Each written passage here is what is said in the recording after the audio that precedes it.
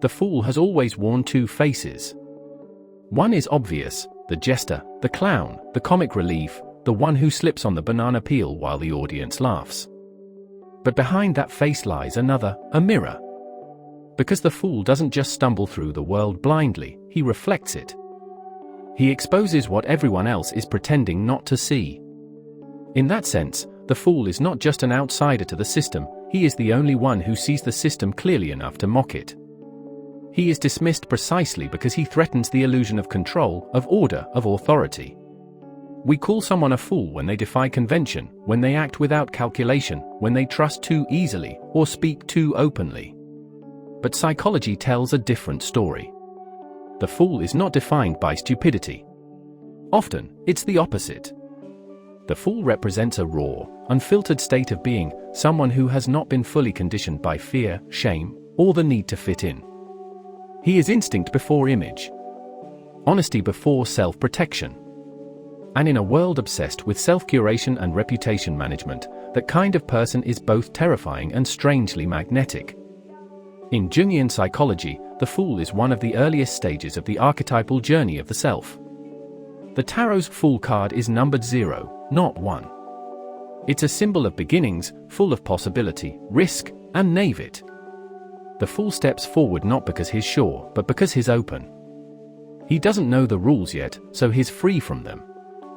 He represents the part of us that still believes, still tries, still throws ourselves at life despite the odds. But as life hardens us, many abandon that inner fool, replacing him with caution, control, and cynicism. Still, he never fully disappears. He lingers in our impulsive decisions, our reckless dreams, and our awkward truths. When suppressed, he shows up as self-sabotage. When integrated, he becomes courage. The fool also thrives in contradiction. He is both the most ridiculed and the most free. He makes others uncomfortable because he says what they're afraid to admit.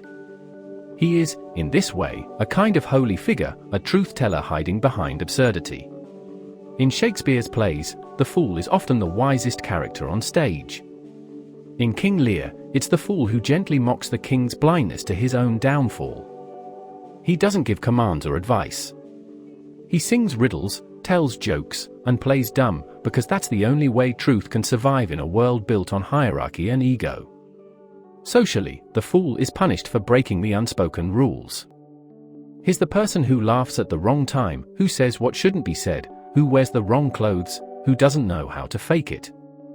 These are the people we mock in adolescence, outcast in adulthood, and sometimes canonize in death. Because the fool is often ahead of his time. He challenges norms without even trying. He's not trying to rebel, he just refuses to pretend. And that makes people uncomfortable, because it reminds them of how much pretending they do. Psychologically, many who fall into the role of the fool were once shamed into it. The class clown, the oversharer, the person who uses humor to deflect pain, these are survival mechanisms. When children grow up in chaotic, unpredictable environments, many learn to become the fool as a way to keep control. If they can make others laugh, maybe they won't get hurt. If they can stay in the role of the harmless one, maybe no one will expect anything real from them. This is where the mask of the fool becomes dangerous, not because it deceives others, but because it starts to deceive the self. What starts as play becomes identity. And identity becomes a cage. But not all fools are wounded.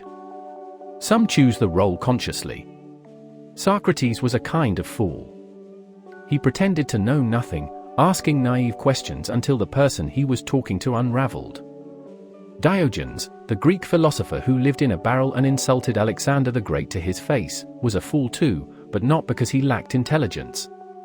It was because he rejected the entire game. In today's world, the fool might be the whistleblower, the eccentric artist, the unapologetic weirdo, the person who refuses to participate in shallow social rituals. We pretend to laugh at them. But part of us envies their freedom. In personal growth, embracing the fool within is vital. Not recklessly or as an excuse to avoid maturity, but as a return to authenticity. To become whole, we need to reintegrate the parts of us we've disowned, especially the parts that embarrass us, that get things wrong, that take risks and look ridiculous. The fool teaches humility, but also play. Vulnerability, but also bravery. In a way, the fool is the only character who can move between all psychological layers without becoming stuck in any of them. He can be wise without becoming self-righteous, emotional without becoming dramatic, open without becoming naive. He contains contradiction without needing to resolve it.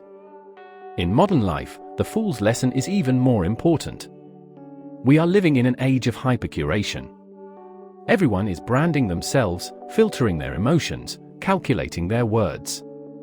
In that context, the fool is almost radical. He reminds us how to feel without overthinking. How to risk without guarantee. How to speak without scripting. And above all, how to be human without apology. So the next time you're tempted to dismiss someone as a fool, look again. And the next time you find yourself playing the fool, fumbling, laughing, messing up, don't be so quick to retreat. That's where the gold is. That's where the psyche breathes again.